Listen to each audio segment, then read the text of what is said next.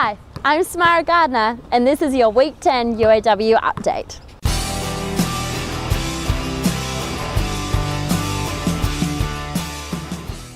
We all know there are some pretty big ideas coming out of UOW, and the university has shown some of them off with its first ever Big Ideas Festival. We went along for some inspiration. It's really important that we're not insular in our research, that we don't just go away in our own little cubby hole and do research for research's sake. So this gives us the opportunity to see what other people think. We've got people from a really diverse background and community people who may not even have gone to university can inform how our research is conducted. So their questions and their opinions is going to count for making our research better in the future.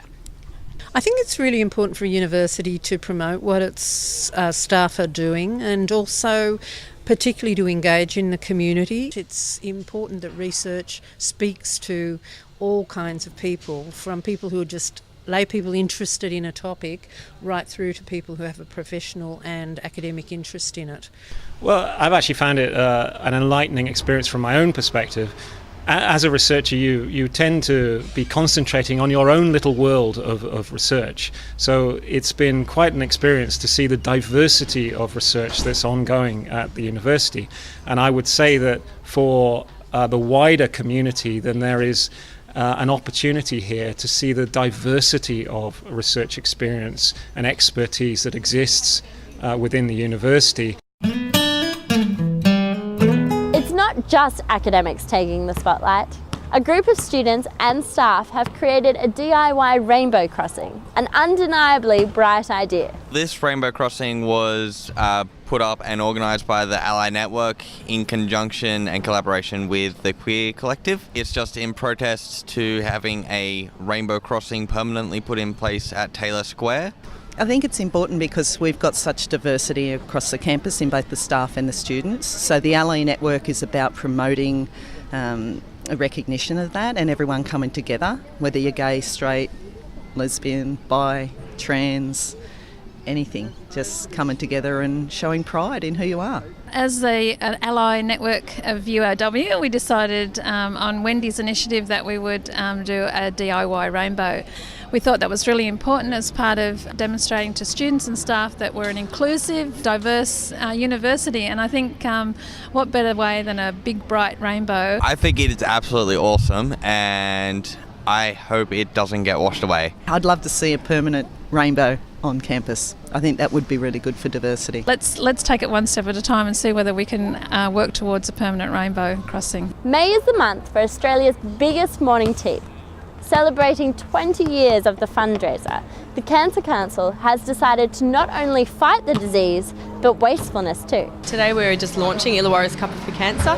It's just a side knockoff for Australia's biggest morning tea. Australia's biggest morning tea is Cancer Council New South Wales' largest and most popular fundraiser. It has been happening for 20 years and that's also part of the celebration today. This is the first year they've done the Keep Cups, and I think it's a fabulous idea because we're all a little bit more aware of our environmental footprint. I think a lot of people, can have them in their car and they just get a refill. And they're nice and big as well. The Keep Cups, they're for a good cause as well as for a good cause for the environment as well. So it's a great way for people to support us and to support the environment. It's great to see that people are using them and that there is a bigger demand for them as well. Rush is supporting the Cuppa for Cancer, so they're selling our cups. Environment's always kept in mind with things like these, but also just commonly, more these days, we're finding that people are visiting their local cafes. They probably don't have the time to have a morning tea at home. We all have busy lives. So this way, we wanted people to come into the local cafes, buy a Keep Cup, hashtag their support, make a donation, and do anything that the modern day, university student or young professional would do. Think you're smarter than a high school kid? You might just think again after checking out these local students heading off to the Intel Science and Engineering Fair in America this week. These students were offered the opportunity to travel to Arizona after prize winning in the 2012 Young Scientists Awards. The Young Scientist Awards had over 700 entries last year from students in kindergarten to year 12. It sees budding scientists come up with their own innovative investigations and working models to be judged by a panel. Last week, 3 prize-winning students presented their experiments at UOW in celebration of the university's partnership with the Young Scientists Awards. International Science and Engineering Fair, I've actually been afforded the opportunity to go once before, so I sort of have an idea what to expect, and I would have to say it is one of the best experiences of my entire life. Both of the boys who will be our Intel-ISO finalists have very, very strong projects. So I'm really crossing my fingers. What an unscientific thing to say. The way we treat animals is always a hot topic. UOW's Animal Rights Society is holding a series of talks on the subject.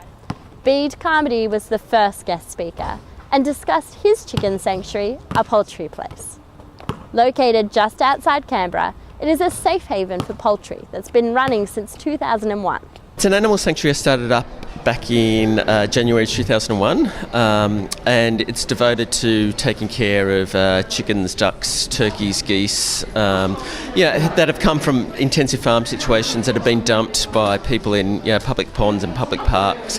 When I was a chicken eater and an egg eater, I took for granted how they were produced. Once I found out how the animals were produced, I had to stop. It was an ethical decision for me, and I see the role of a poultry place is to educate people as well.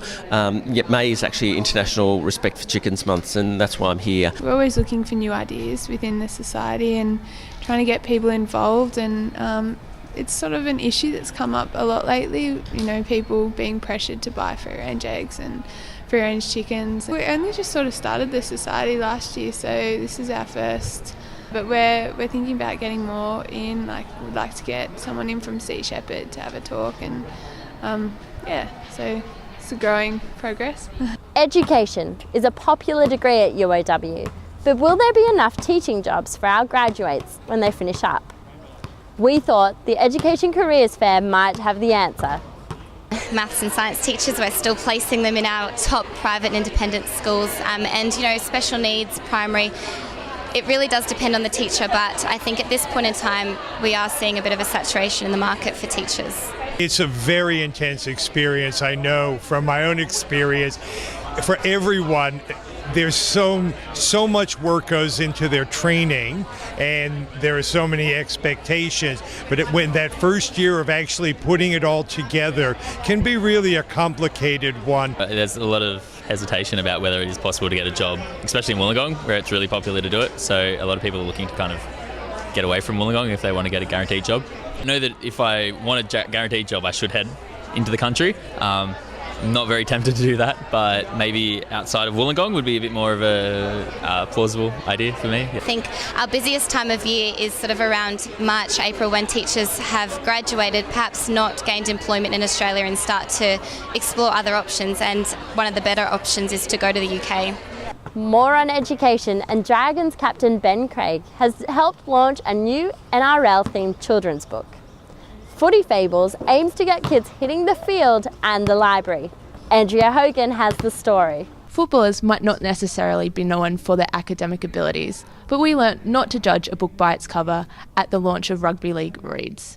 Players go out to schools and read to kids, and also I suppose drumming the message about the importance of being able to read and learning to read, and that's been a very successful program. Today they've launched the Footy Fables book, so they've developed a set of short stories on all the 16 clubs, and within those stories has also all the superstars of the games as well. If there was a book out when I was a kid with some of my heroes and some of the Illawarra Steelers players, I would have loved reading about it. That's why it's great seeing the kids so excited today about it. I know the book's going to be a big hit. The Dragons story, I won't fill you in too much, but I know there's an emu, an egg, a New South Wales Origin side, a Queensland side, and myself trying to get away from the Queensland side. So there's a few things happening in our book, yeah. And what was your favourite book as a kid? I love Goosebumps books. There seem to be one out every week. Always a different story. It used to be great. Do you think you'd like to maybe be a football player, or do you think maybe would you like to write books or something completely different? Well, I'd like to be a number of things when I grow up, but I reckon footy would be pretty cool. Yeah? Yeah. Do you think that you could get into writing or drawing if you can't quite make it into footy? Well, yeah, probably. Some things look a lot easier to do than they actually are. Spinning the decks is no mean feat, as our reporters found out when the search for Australia's best student DJ kicked off. Hi, we're here at the Duck Pond lawn for the first heat of the DJ competition, where up-and-coming DJs battle it out to see who can drop the best beats. Let's go check it out. And what do you think this kind of event showcases the local talent here at the university? Well, for people here, well, for me alone, there's not many opportunities for competitions or anything like that. So when I saw this, I thought I might as well have a go, because who knows when the next one will be. There's not many, so it's very good. It's really good for like individual self-esteem and exposure. Just helps the confidence, I think. You've got so much energy. It's so good. Everyone wants to be a DJ these days, and there's a lot of things going around, but having it so close and having such a good setup here is really good, especially it's my first time doing any sort of competitions. You've just judged the competition. What were you looking for in particular? I was looking for like flair, something different, and people that use different genres, things like that, tricks, originality. Anyone that's got something different, basically. Ever loved UOW's ducks so much you wanted to take one out to dinner? If so, we hope you made it to Dine with the Ducks, just like our reporters did. Over 100 people were pumped to meet their fellow kin over some pumpkin soup at the Dine with the Ducks event on Thursday as part of UOW Wellbeing's Get Connected campaign. Dine with the Ducks is part of our Get Connected campaign. So Get Connected has a focus on the social dimension of health and wellbeing, where basically we're encouraging people to come out, meet other students, bring their own friends, and just take some time out from their study to relax and establish different networks. Why is it so important to get connected with a whole different network of people? Increasing your experience and increasing your social connections of networks can really help you in many ways. So if you know more people, it might be able to have more job opportunities. So what drew you to come down here today for Dine with the Ducks? Yeah, no, it's often a bit difficult to meet people because you see so many people walking around, but you never really get to meet people. And I guess if you sit down and have a talk to someone, you meet more people, and it's definitely good. Excuse me, sir. How have you found the Dine with the Ducks event today? Come on, mate. Offer a comment. What are you trying to hide? Excuse me, boys. What do you reckon of that annual Dine with the Ducks event over there?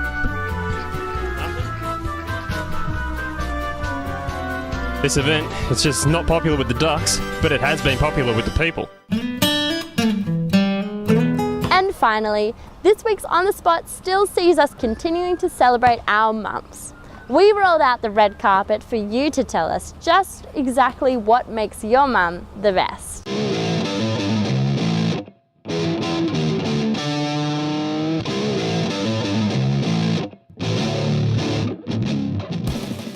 What makes your mum awesome? Well, my birthday's coming up and I had uni, so I wanted to get the Splendid tickets. So she sat online for about 3 hours, called about 100 people to try and get them for me. I suppose because she's a nurse. Well, she's Indian, so she can cook really good curry, and it's homemade too. My mum is the best cook in the world. My mum's awesome because she backs me up in anything I want to do, and she goes along with me for the ride. Well, we're sisters, so we have the same mum. But what I think makes our mum awesome is that she just gets so excited all the time. She's so happy all the time, and excitement rubs off on everyone, and she's just a really nice, friendly person to be around. She always has a smile, and she always makes you smile when she's talking to you. Just does everything that she can out of her way and doesn't expect anything in return. She's absolutely frothing. Love her. And that's our update for this week. I'm Samara Gardner. Good luck as all those final assignments start piling up.